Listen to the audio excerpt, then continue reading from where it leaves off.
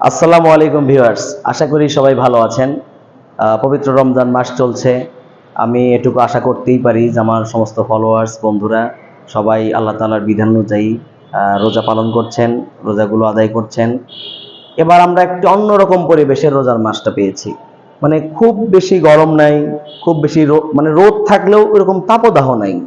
মানে ইফতারের সময় আমরা প্রতি বছর যেরকম তৃষ্ণার্ত ছিলাম অনুভব করেছি, অতীতে দেখা যায় গ্লাসের পর গ্লাস শুধু পানিই খাইতেছি, এরকম অবস্থা কিন্তু আমাদের মধ্যে নাই। এবার অত্যন্ত অনুকূল একটা পরিবেশ পেয়েছি আমরা রোজার মাসে। এই জন্য আল্লাহ তাআলার দরবারে শুকরিয়া আদায় করছি, আলহামদুলিল্লাহ। এরপরেও আমরা দেখতে পাচ্ছি যে অনেক জায়গায় রাস্তাঘাটে, বিভিন্ন রেস্টুরেন্টে, বিভিন্ন চা স্টলে অনেক মুসলমান ঘরের সন্তানরা অনেকেই রোজা রাখছেন না, তারা ওপেনে খাওয়া দাওয়া করছেন।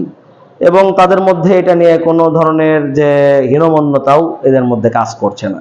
আসলে এই বিষয়গুলো দেখে একটা কথাই মনে হয় কি, যে যতই সহজ হোক, যতই অনুকূল পরিবেশ থাকুক না কেন, যারা রাখবেন না রোজা বা যারা আল্লাহ তাআলার ইবাদত করবেন না, তারা কখনোই করবেন না। যত ভালো পরিবেশই আসুক, তারা করবেন না, মানে করবেনই না।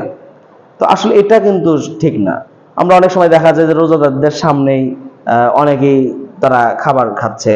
এটা সম্পূর্ণরূপে একটা অন্যায়, শুধু ইসলামের দৃষ্টিকোণ থেকে অন্যায় না, আপনি সামাজিকভাবে বা মানবিকভাবে বিবেচনা করেন, সেটা কিন্তু অন্যায়। আমরা এই সমস্ত বিষয়গুলো বিবেচনা করে চলবো। আল্লাহ তাআলার বিধান, এই রোজা শুধু নয়, আমরা যেন সমস্ত আমাদের জীবনের প্রত্যেকটা ক্ষেত্রে যেন আমরা আল্লাহ তাআলার বিধান অনুযায়ী চলতে পারি। আমরা আল্লাহ তাআলার বিধান অনুযায়ী চলে যেন আমাদের জীবনটাকে সুন্দরভাবে সাজাতে পারি।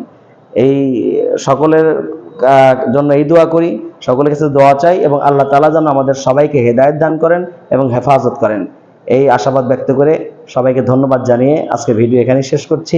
আসসালামু আলাইকুম।